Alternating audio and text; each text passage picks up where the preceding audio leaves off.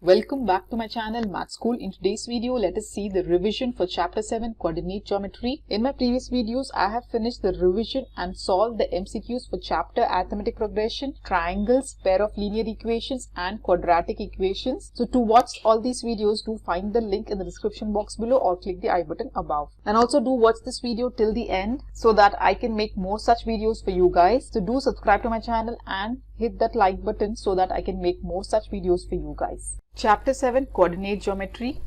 So here let us see the revision of the chapter Coordinate Geometry. Let us begin with introduction of this chapter. So here, what do you mean by coordinate? Coordinate of any point P is denoted by x comma y, where x is the coordinate of the point and y is the y coordinate. X coordinate is called as the abscissa and a y coordinate is called as the ordinate of any given point P. So let us see a graph where we have drawn an x-axis and a y-axis. Intersection of this x-axis and y-axis gives our origin denoted by 0, 0. So at this origin we have x coordinate is 0 and also a y coordinate will be 0. So any point P x, y can be plotted on this graph. So any point P can be plotted on this graph where our x value denotes the x-axis of the graph and our y value will denote the y value of the graph.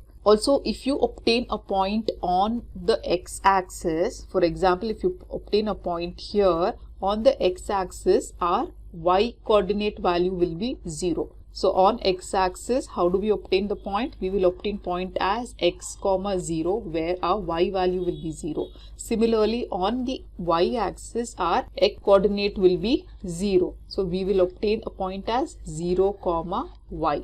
So this is very much important. You have to know on the x-axis our y coordinate is 0 and on the y-axis our x coordinate will be 0. So now let us assume a point 4, 3. So this 4 denotes the value on the x-axis or it is the x value, and on y-axis it is 3. Therefore our y value is equal to 3. And what is the distance of this point P which have taken from the x-axis? From the x-axis you can see there are 3 units, right? So distance of this point P from the x-axis will be our y value and the distance of this point P from the y-axis is how much? It is 4. That is nothing but our x value. So they can ask you a question also in this manner. What is the distance of this point P from x-axis? So that will be 3, y value, and the distance of this point P from y-axis is 4. That is nothing but our x value. So this is also an important point here.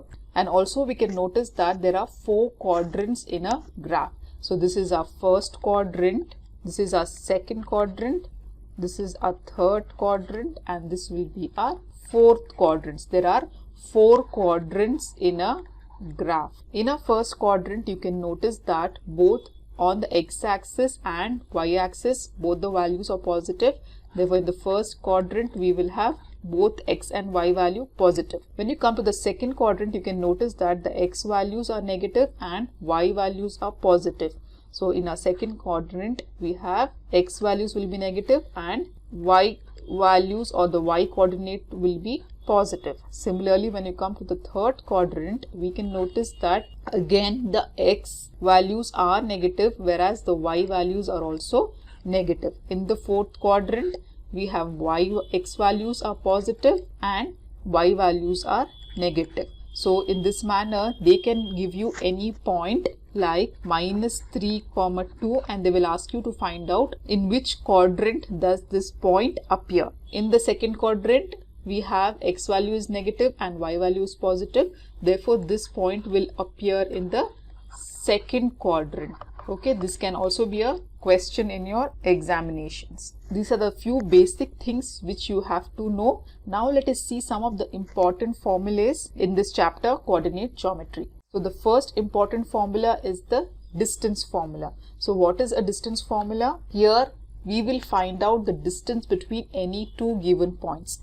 Assume the 2 points are A and B whose coordinates are given, that is x1, y1 and x2, y2. So here we have to find out the distance between the 2 points A and B. So how do we do that? So here we will apply the distance formula to find out the distance between any two given points, given the coordinates of point A and point B. So the coordinate of point A, you can assume it to be x1, y1, and coordinate of point B, you can assume it to be x2, y2.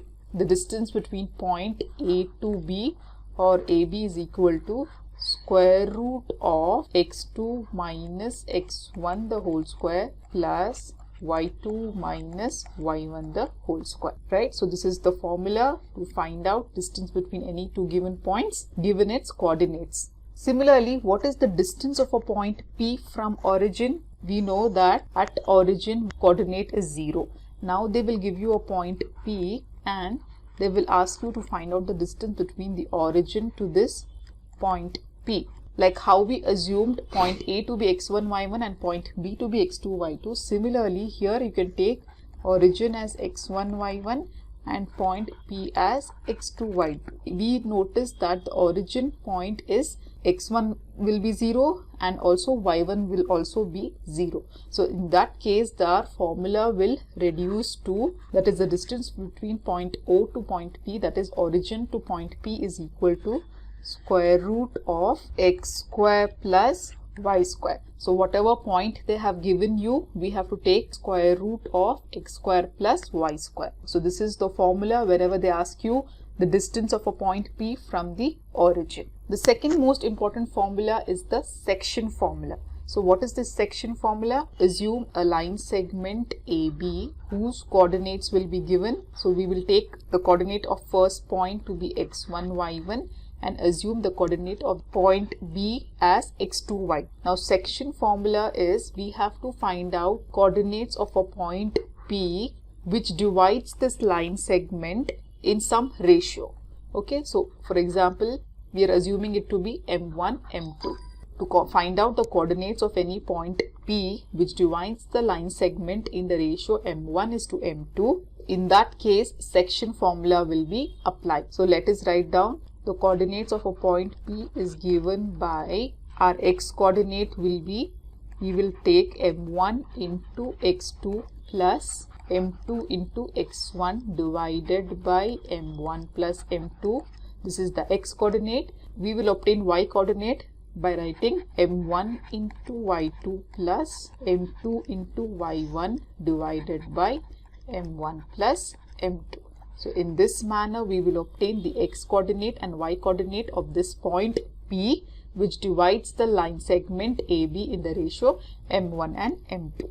So this is the section formula. Now if a point P x comma y divides in the ratio k is to 1. So in that case, here our m1 value will be k and m2 value will be 1. Substituting m1 is equal to k and m2 is equal to 1, we will get a formula, that is P x comma y equal to m1 is k into x2 plus m2 will be 1, therefore only x1 will be there, divided by k plus 1, and our y coordinate will be k y2 plus y1 divided by k plus 1. Whenever you assume the ratio to be k is to 1, the formula reduces in this manner. Again, our next important formula is the midpoint formula. Again, this midpoint formula is derived from our section formula itself. In the case of section formula, this point P divided the line segment in the ratio m1 is to m2.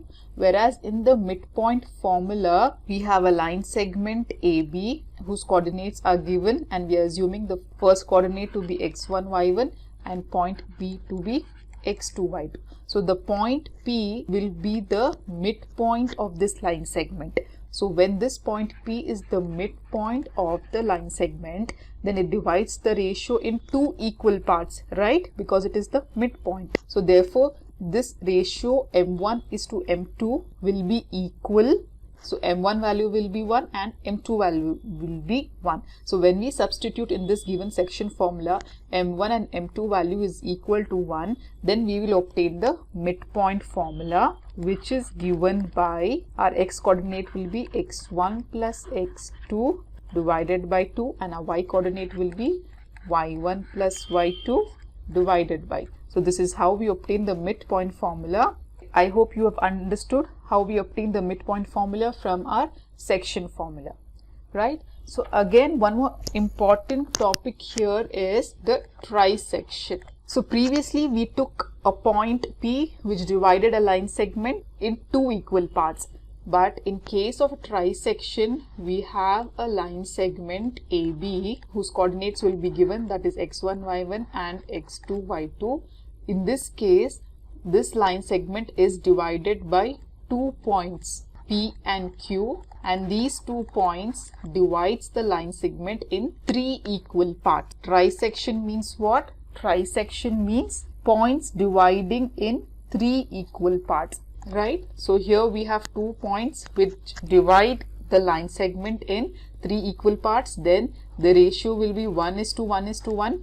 This is similar to our midpoint formula. In midpoint formula, the point was dividing the line segment in 2 equal parts, so we took 1:1 ratio. Likewise, in case of a trisection, we will take the ratio 1:1:1. So in this case, how do we apply the section formula, or how do we find out the coordinates of this point P and Q? So here you can see that the ratio AP, PQ and QB are divided in the same ratio 1:1:1, right? From A to P, the value is 1.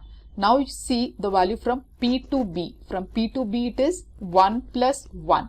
So the value from P to B is 2. Now let us just consider the point P. Here our M1 ratio will be 1 and M2 ratio will be 2. Okay, to find out the coordinates of point P. Similarly, to find out the coordinates of point Q, from A to Q we have 1 plus 1. So this value will be how much? 2 again. Okay, so we will take our first ratio M1 as equal to 2, and from Q to B we have 1 unit. So we will take M2 as equal to 1. So in case of trisection, this is the manner how we have to take the ratios. So for the first point divides the line in the ratio 1:2, and our second point Q divides the line in the ratio 2:1 by applying the same section formula. So therefore we will apply the same section formula in case of trisection as well.